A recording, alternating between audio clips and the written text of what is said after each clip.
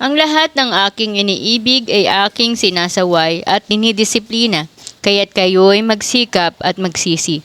Narito, ako'y nakatayo sa pintuan at tumutuktok. Siya nakasama ko.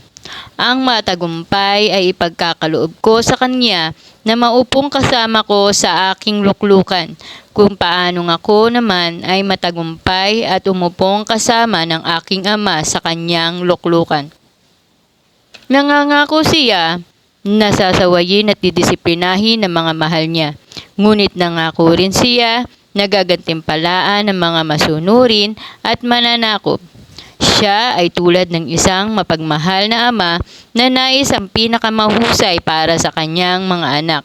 At siya ay darating sa kanilang buhay at kakain kasama nila kung bubuksan nila ang kanilang mga puso sa kanya. Siya ay tulad ng isang mapagmahal na ama na nais ang pinakamahusay para sa kanyang mga anak. At siya ay darating sa kanilang buhay at kakain kasama nila nung bubuksan nila ang kanilang mga puso sa kanya. Ito ay isang tawag sa kabanalan at pagsunod na siyang mga bunga ng tunay na pagmamahal sa Diyos.